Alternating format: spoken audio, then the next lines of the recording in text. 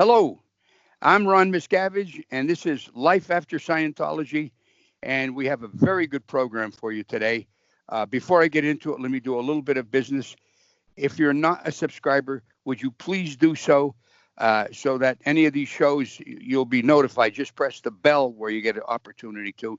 So when there's a new show, you'll get notified. And number two, if you'd care to contribute to the ongoingness of this and the other programs I do, because I do several other ones, you can become a Patreon. So I'd appreciate that very much.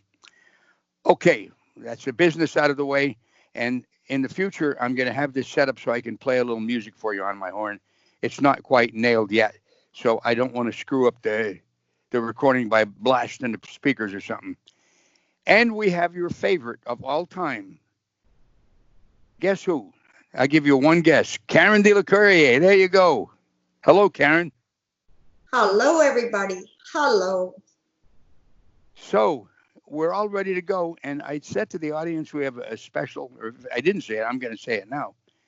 This is quite a special show because now we're talking about the number one poster boy of Scientology, no other than Tom Cruise. I think you'll agree with that. Do you agree, Karen? Yes, he is the ornament. Yeah.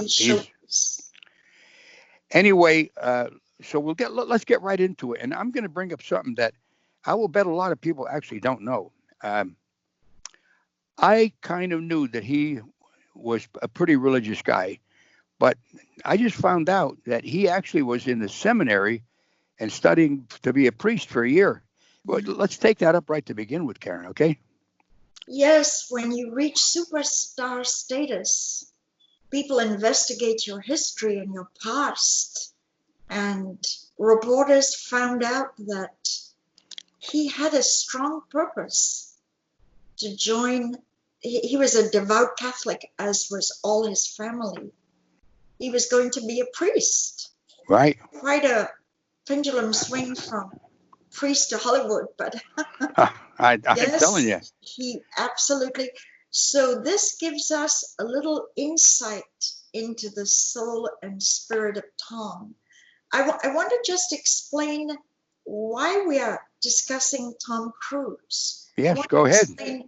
Where did that come from? I'll tell you why. Tony Ortega on The Bunker did an explosive write-up on Leah Remini's memoir. And let me read you one sentence, just one sentence. Go ahead. This is Leah Remini's memo, which was printed by Tony Ortega. Tom has for years used Scientology and its staff to do his dirty work. Tom has used Scientology and his former Scientologist girlfriend. He used Tommy's ex-wife, Jessica, to give his girlfriend sex advice on how he likes it. There's more, but if you just Google Tony Ortega, Tom Cruise, Leah Remini. Oh, you know what? I'll pin the essay as the top comment. I'll pin it. I'll post it in comments. Good. Could you just pin it? Then that way you don't have to read it. The audience can read it. Well, I can't do it right now because I don't have a facility to our printer. And to be honest with you, the cat is locked up in the office. So if I open that door, we're going to have company. No. I'm not asking to print it. I'm saying after the show when people are commenting. All right, yes. I will post the Ortega essay, the blog. I think that's a great idea. You have the ability as admin to make it the top, everlasting top one, so that it's nothing to do with now. It's to do with. Okay. Yeah. So. Because I'll tell you, Frank, if I open that door and he come in here, he'd be looking at you on the screen, thinking you're talking to him only. Okay. Is this your new baby cat? The new one? No, this is our cat Your that we've had. cat. Yeah, we've had for over a year.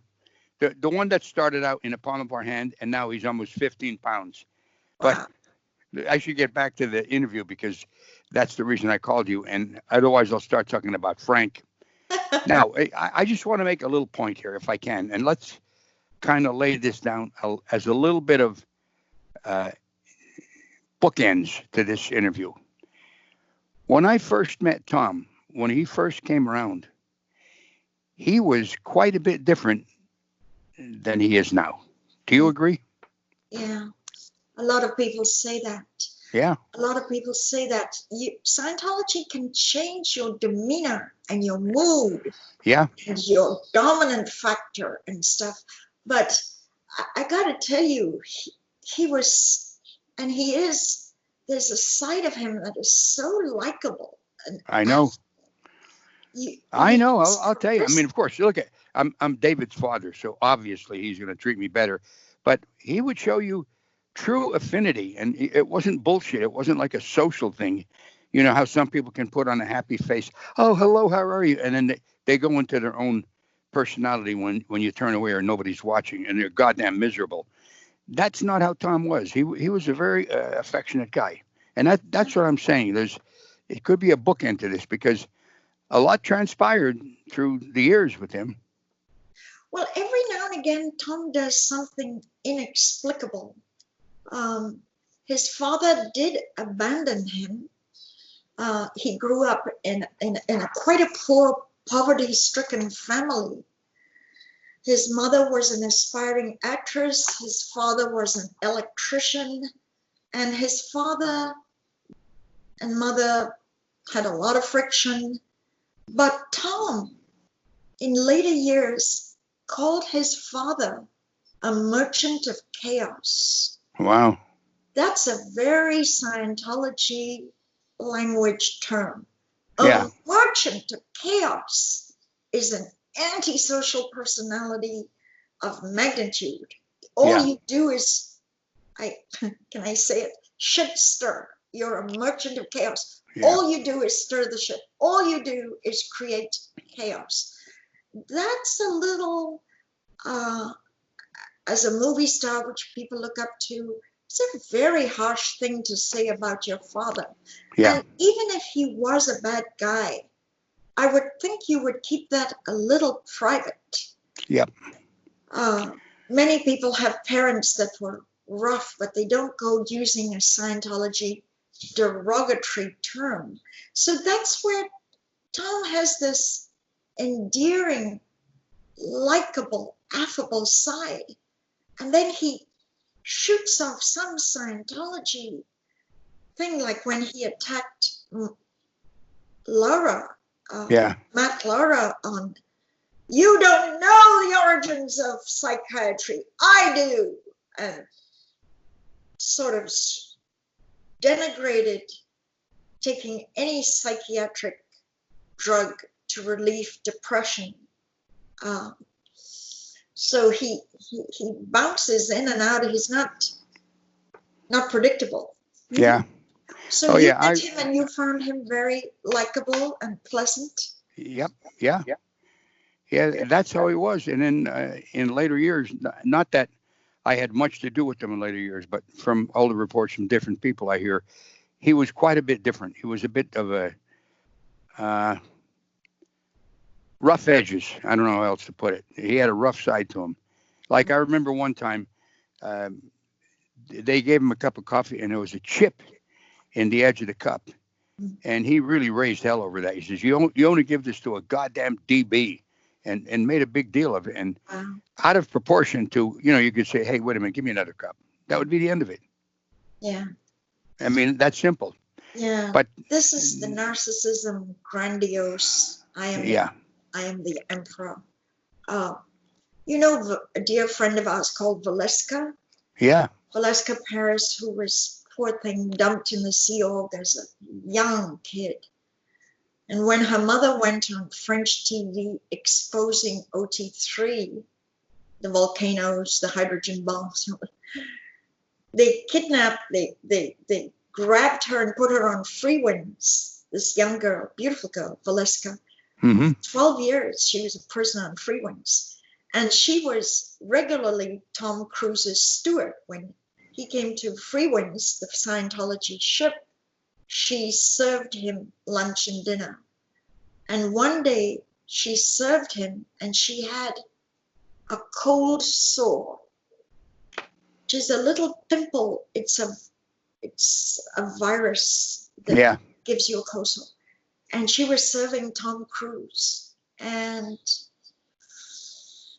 Mount Vesuvius exploded. And she was sent to clean the engine room. Cleaning the engine room hour after hour with reduced oxygen made her go unconscious, as it did with many others. Yeah. Sentence. Because for 10 hours a day, you're supposed to clean this right deep, deep down in the bowels of the ship. Engine room. Yeah. So Karen, were you ever in the bilges? No, I never went to Freewinds. Never. Oh. Never went to Freewinds. Because I was, and anything you say about it is not an exaggeration. It's that bad. Yeah. Yeah. Yeah. So she had a little cold sore, but she was serving Tom Cruise. And her punishment was she literally went unconscious. You see, Ron, this is Scientology preachers. They're going to take away your traumas, take you out of your trauma, erase your trauma, give us your thousands of dollars. We've got the technique to undo engrams, your trauma, yet they induce trauma. You're right. I know several girls. I know a girl from South Africa who hasn't come forward yet, but it's on the horizon. She was sent down there and she would go unconscious. Literally, they would find her unconscious in the engine room for the punishment of cleaning the bilges. Yeah. Anyway, so Tom came from Tom was very close to his mother and his sisters, really close. But his father, as announced by Tom, was a merchant of chaos. Right. Boy, that's quite a label. So Tom got into the habit of labeling. That's a very Scientology habit. I know. You're a degraded being. You're a suppressive person. You're a merchant of chaos. These are Scientology derogatory labels. So one thing about Tom, you have the phrase, born to be alive, born on the 4th of July. Tom Cruise was born to be a movie star. I agree. As a matter of fact, he was born on July 3rd, wasn't he? Well, I'll take your word for it. I don't know his birthday, but he was born in 1962. And I think it's July 3rd. It's just the day before the 4th of July. Yeah. And so but I'll tell you, Tom has made great movies that made the studios millions of dollars. But do you know a little fact here, a little data point? He has never once won an Academy Award as Best Actor. Did you know that? I did not know that. Never won. Absolutely. Never won. No. And in recent years, he's not even giving out awards. Usually they'll take these top actors and make at least be a host. Right, that's true. John Travolta and Tom Cruise are not invited or have not been invited. Well, I personally think that's because they're Scientologists. I will tell you, Tom Cruise's name has become synonymous with Scientology. Yeah. And I think that's the reason. Miscavige has made him a brand, a Scientology brand. Yep. If you say the word Tom Cruise, people say, oh, that's the one in Scientology. Yeah. Poor Tom. Poor Tom. I know. So let's start off with Tom's early life. Who brought him into Scientology? It was his first wife, Mimi Rogers. Right. I remember that. And I'll tell you, they had about a 3-year marriage? 3 years. Yeah. 3 years and he was done. But Karen, I remember when Mimi was on the base in Hemet, California, you know, the international She base. went to in-base. Right. And I saw, what the hell is his name? I'm ringing a bell. Greg Wilhair walking with her slowly. And you could see they're deeply engaged in a conversation. And I personally, I'm guessing it was when he was telling her, for the better, the good of all, you're going to get divorced from him. Oh. But I remember them walking, and shortly after that, that was the end of them. They were walking down the hill on the north side of the base, and you could see they're in conversation, looking at each other, in deep conversation. And I'm sure that's when he was telling her that. Well, I'll tell you, I've said it before, I'll say it again. And if you are in the cult of Scientology, there are 3 people in your marriage. The 2 spouses and Scientology that wedges itself in, finding out everything, private stuff, your pillow talk, what you do sexually. Scientology absolutely grabs every detail of it. So if you want to be a Scientologist and you get married, be prepared that your own spouse will knowledge report you to the hierarchy. I know. On everything you say and do in bed. That's the system. Wow. You know, I'll tell you, it's almost unbelievable that this goes on. Yeah, it does go on. This is not something that Karen or I would make up to talk, because we're on this interview show right now. And it's terrible. It's Tony calls it a snitching culture. Yeah. And any of the cults kind of have that. They might not call it knowledge reports, but all of a cult, the cult attributes, I would say all of them have that. You have to report to the higher ups anything that's different than the cult or that would hurt us, you know? Is so deeply embedded in the cult that your children will report on you. The parents will report on the children. This is all written up to the hierarchy for their data files. Wow. The family bond is completely overridden, where you are expected to be loyal first to Scientology. Okay, Karen, I have to say something. Family, never mind. Karen, your image has gone from the screen. Is your microphone off? I mean, your camera? Did you see that, please? Oh, yes, my picture is off. I see that. We're going to have to pause. We'll have to pause. No, just I'll tell you what to do. Look at the mic. Look at the microphone. There you go. You're back. Oh, good. So whatever you did, you handled it. So the technical handling by Karen. Glitch there. Yeah. Yeah. Yeah. So listen, just go back maybe 30 seconds, because I think what you said may have gotten lost, because I was trying to get your attention to make sure you're back on the screen. Oh, okay. No, I said snitching culture is an absolute exactly good phrase to use, because children will knowledge report their own parents, and parents will knowledge report their own children. Knowledge report means write up everything, any secret, anything, and send it up to the hierarchy of the church for their data files. Yeah.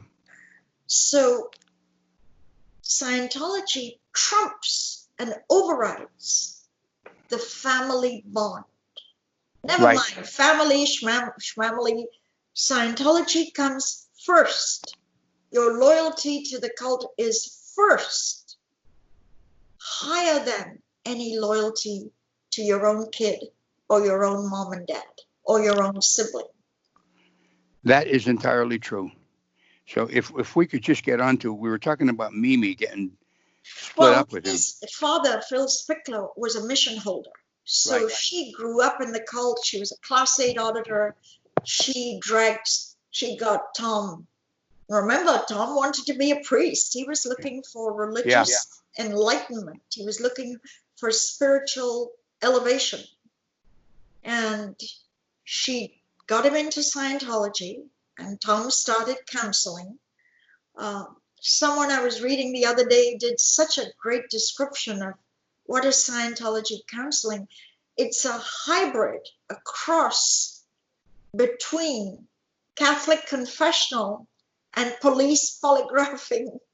Well, Interrogation married hybrid with confessional. It's a cross between both. that's a very interesting description of it. That's a very interesting description, but it's kind of true, isn't it? Well, Scientology has become more and more 90% confessional. What are your crimes? What are I know. Anyway, Tom, it ended with Mimi in 3 years. Right. And very soon after, his big crush was Nicole Kidman. Now, Nicole Kidman's father is a Top Gun psychologist in Australia. Right. And psychologists and psychiatrists in Scientology are, they are considered the enemy. That's right. Hubbard has written endlessly on their evil. So that was a problem from day one. Yeah, they never made a Scientologist out of Nicole Kidman. No, they tried never. hard. Yeah. But she was a Catholic. She was a devout Catholic. Right. But she did succeed in wooing Tom away from Scientology for years. I think it was 8 years. 8 years. Yeah. He was gone. And it became the #1 priority for your son, David Miscavige, to reel Tom back in by hook or by crook. Was it Marty? Was it Marty that kept on auditing him? Well, Marty was sent out on. The thing is that he was reeled back in because David Miscavige could see what a monumental showpiece. Yeah. What an endorsement. If a Top Gun movie star could be a Scientologist, why wouldn't you? Why? Yeah. Yeah. Tom is an opinion leader. So he was recruited back in with huge, humongous efforts. And he swallowed it all. I got to tell you, Tom has done the upper levels. Yeah. Let me give you a quick synopsis.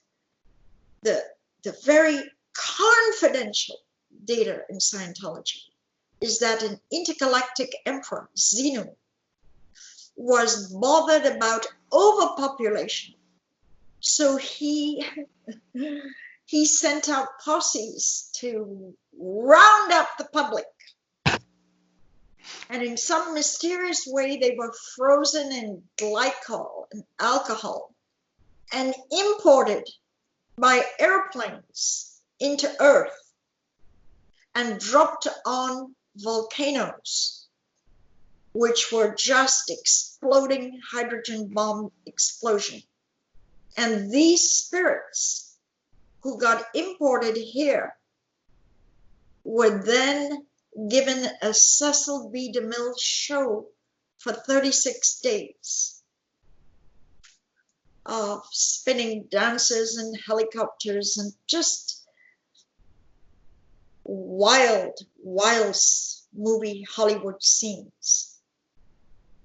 And these attached spirits are now attached to your body, which only Scientology, with their procedure, can have you jettison out of your body. That is OT3, OT4, OT5, OT6, OT7, OT8. The essence of all these is exorcism. And Tom has done exorcism. Right. Tom Cruise, for years, has expelled or jettisoned from his body attached spirits because he has done these OT levels. Yep. And that is the essence of all the OT levels. That is the essence of it. And when you do like OT7, Some people were on that for 20 years before they were finished. And you're supposed to audit yourself or, get rid of these 5 times a day. And what a hell of an existence to do that. I mean, Jesus. There are some Scientologists that don't believe in germs, but you can see them with the microscope.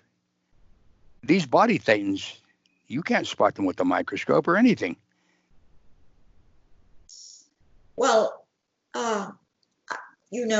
there's various beliefs in if I know that. Yeah. That after death we're all spiritual and there's different ways, but the Scientology way is that these body thetans, these attached spirits, got their birth certificate from being blown up in a volcano in a time.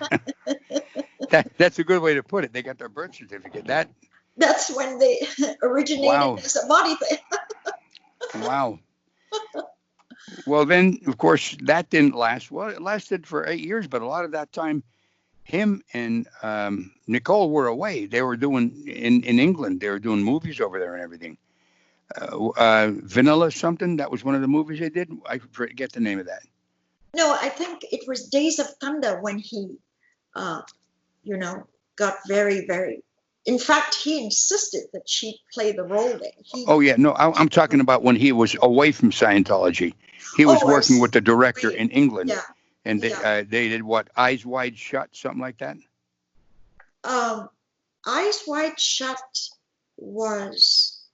I'm not sure of the chronological sequence of it, but I will tell you that David Miscavige's unbelievable support to Tom Cruise was over the top, over the moon. For example, Tom mentioned he had a fantasy of walking in the desert with flowers just blooming, walking in a fantasy with his true love. So David Miscavige used the Sea Org staff, who signed a religious clause to join a religion, kept them up all night, and they had to dig the soil of Ink Base and plant daisies because Tom was coming with Nicole and they could walk through a field of flowers. And that had to be done in 24 hours. Karen, I was there when that happened. Oh, wow. Okay, so you're not making something up. I was there. You talk about insanity. To please Tom, those fields had to be planted overnight with daisies so that Tom could walk through and have his fantasy, holding hands, walking in a meadow with a beautiful woman. Right? Yeah. But I think where David Miscavige completely went overboard was outed in Vanity Fair magazine. He made Sea Org members who pledged to join a religion and a church become a dating service, become a matchmaker dating service. Yeah. And what happened was 50 of the most beautiful women in Scientology were selected to send in their pictures as a preliminary action. So the pictures were submitted. And then Greg Wilhare and a few other people right at the top selected 25 of those. I wondered if Tom was consulted on their beauty to make videos. This was part of the dating service procedure. Right. They made videos. And of course, their loyalty to the cult was also checked. Are you a dedicated Scientologist? Yeah. So of these 25 videos submitted, an Iranian girl, Naz, I'm going to call her Nazanin. This is all in Vanity Fair, Tom. Right. The article is called What Katie Does Not Know. So Naz was the person chosen to be Tom Cruise's new girlfriend. But wait a minute, Karen, before you go on, I don't think these girls were told they were being interviewed to be his girlfriend. There was a short story, and why don't you tell the audience what that was about? Yeah, the 25 girls making videos for Tom Cruise dating service Caper, they were told, you might be in a movie with Tom Cruise. We need some video footage because you may be starring in a film with him. So, of course, the girls wanted to be in a Tom Cruise movie. So they did all these videos. This was a Tom Cruise sexual partner searching a dating service for a sexual partner for Tom Cruise. And Naz, the Iranian girl, won. Tom liked her the best. And they had a 3-month affair, which, it was very intense and very hot and heavy. But then she wasn't acting in behavior and conduct the way she should. And she was cast out like a leper. She really suffered.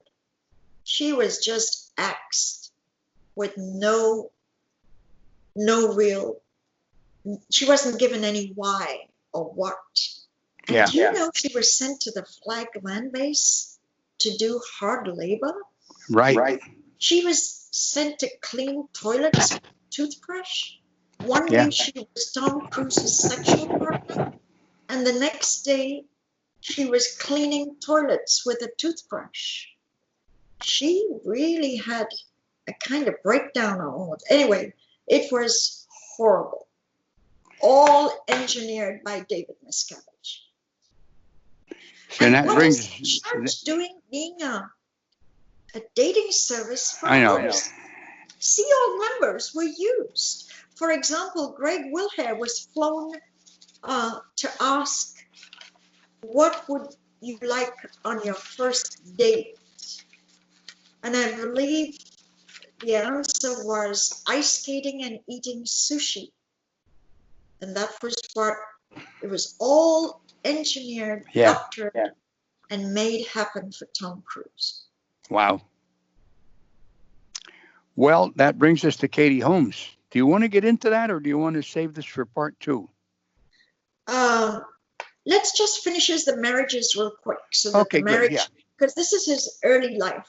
Well, no, the marriages stretch on. It's not his early life. But anyway, let's just, so the first marriage was Mimi, 3 years, 11 years with,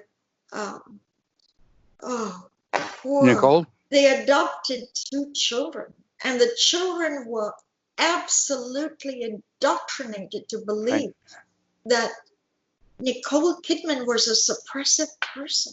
I know that, yeah.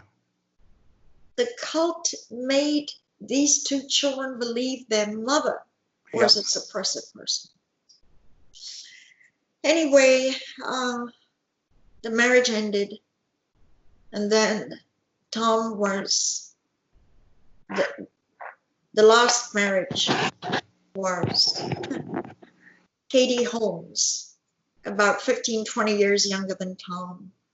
And they had this, Tom became quite weird. He was in some kind of hysterical glee. This was, he jumped on, he was so deliriously happy that he was going to marry Katie Holmes. He jumped on Oprah's couch. It just seemed odd. Where you jumped up and down like a trampoline. Up and down, that's the thing.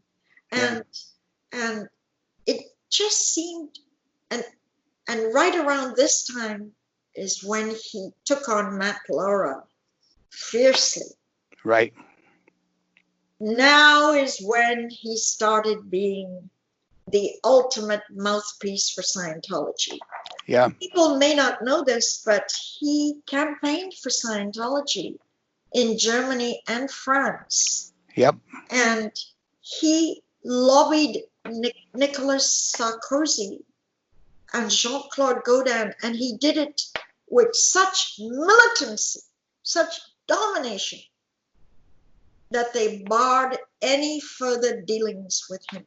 Yeah. He became persona non grata. Well, so a failed mission. Yeah.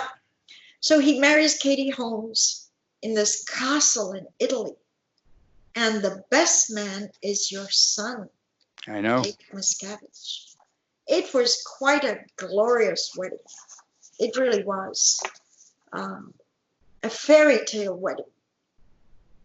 And a few years later, Katie ambushed Tom Cruise with a divorce. Not many years later. That didn't go that long, did it? It was a few years, and they had a child together called Suri. Yeah. Tom hasn't seen for some years.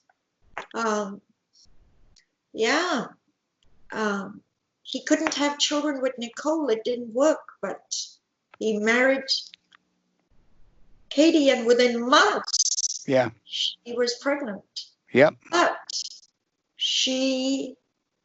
the divorce papers were served on him as a total, absolute surprise. Yep. That's why I say it was an ambush.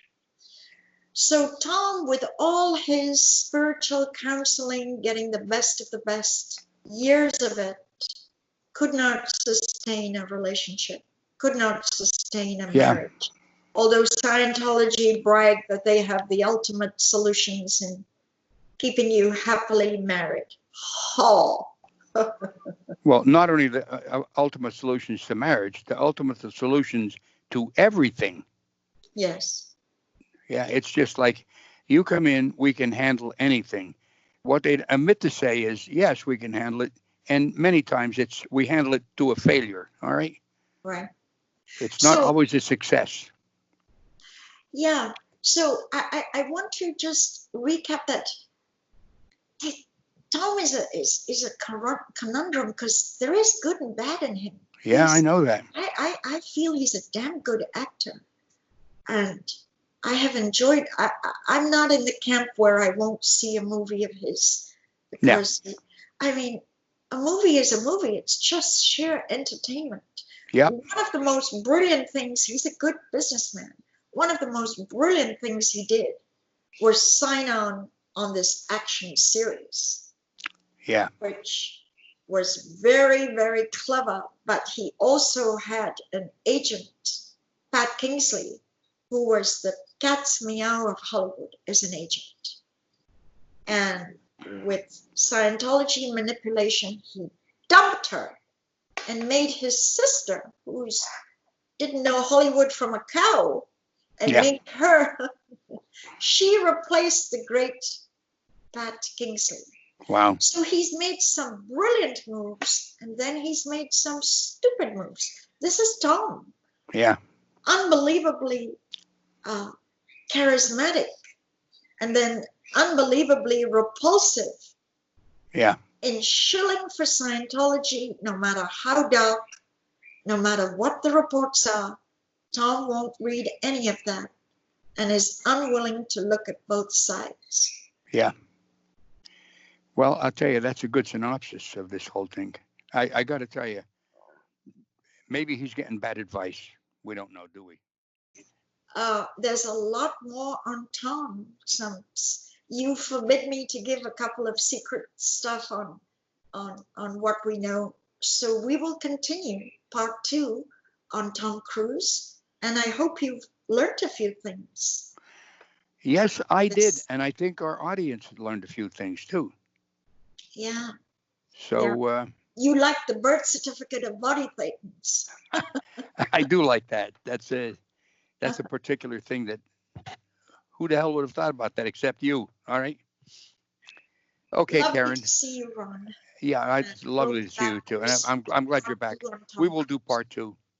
We will do part 2, and just let me end off saying, if you haven't subscribed, please do so, and if you'd like to contribute to the ongoingness of this, you can go and become a Patreon. Meanwhile, we are going to have you back, and I look forward to it. So until the next time, I'm Ron Miscavige, and this is Karen De La Courier. This is Life After Scientology. I will see you on the next episode, as well as you will see them on the next episode, right? Yes. Bye-bye, everybody. Take care. Be Bye-bye. safe.